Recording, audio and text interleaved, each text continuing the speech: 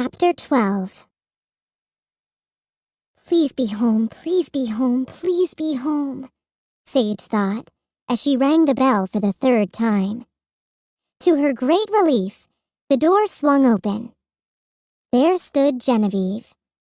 She did not look pleased at all to see Sage. She crossed her arms, her golden bracelets jangling. "What do you want?" Genevieve asked crossly. "I want you to come to Jane's party," Sage said. "And so does she." She smiled.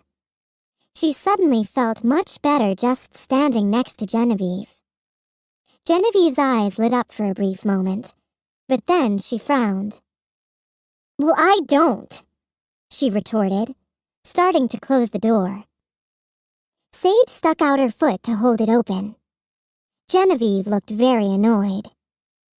"It's a little late, don't you think?" she asked.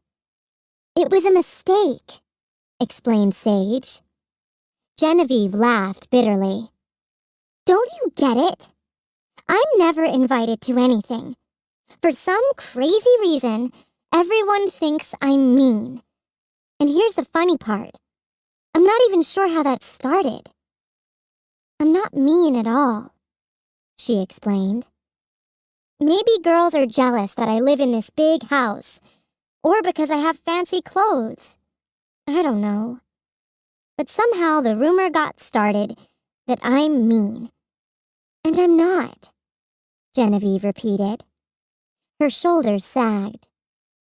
"I'm actually really nice." She pointed to the shirt Sage was wearing. "Like when I came over in the cafeteria to tell you I liked your tie-dyed shirts, and everyone assumed I was just being sarcastic. And then you ruined my dress." "I'm sorry," said Sage. "That was an accident." Then she realized something. "Hey, you really like the shirts?" "Yeah," Genevieve said. "They're really pretty. They just need a little flash." "That's what Jane was saying," cried Sage. "Come on, you're the most fashionable girl in the class. What do you think the shirts need?" "I'm the most fashionable girl in the school," Genevieve said with a smile.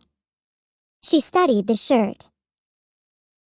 "I think it needs rhinestones." She reached forward and touched one of Sage's sleeves. "I also think you could decorate the sleeves. You know, gather them and tie them up with pretty satin ribbons." Sage nodded excitedly. "Jane is going to love it," she said. "I can lend you some ribbon and a rhinestone machine," said Genevieve. Sage blinked in disbelief. Genevieve really was nice.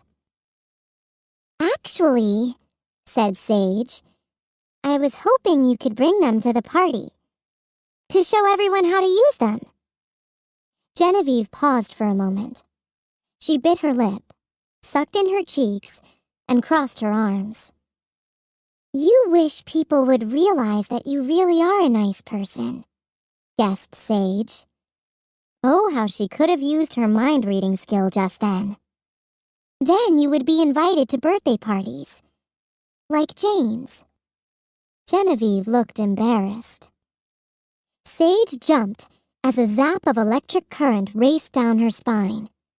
It was like Professor Lucretia Delphinus had described, only much more intense. "Are you okay?" asked Genevieve. Sage nodded briskly.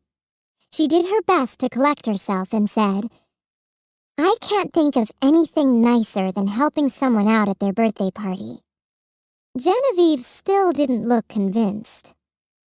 Sage grabbed her hand. "Humor me, Genevieve," she said, "and repeat after me. I believe in you. Go for it." Genevieve rolled her eyes. "What? That's crazy." "Please," said Sage. She grabbed Genevieve's other hand, and together they repeated the words. And then it happened. Sage felt a warm glow course through her, going out her right hand. She saw Genevieve smile as the surge of energy flowed through her and back to Sage's left hand. Genevieve had no idea what had just happened, but Sage had a wonderful feeling of peace and contentment. It was almost as if she was floating, though when she looked down, she saw her feet firmly planted on the floor. "Okay," said Genevieve. "Let's do this." She ran upstairs. Sage had a couple of nerve-wracking moments as she watched the star mins tick by on her countdown clock. But before too long, Genevieve came back downstairs, wearing a pretty blue party dress and her golden bangles, a tote bag slung over her shoulder.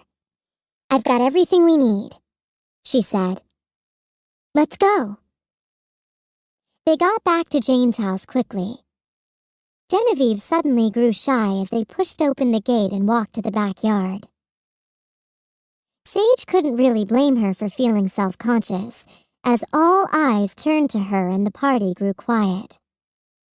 "Maybe I should just go back," started Genevieve. It didn't help when Jenna broke the silence.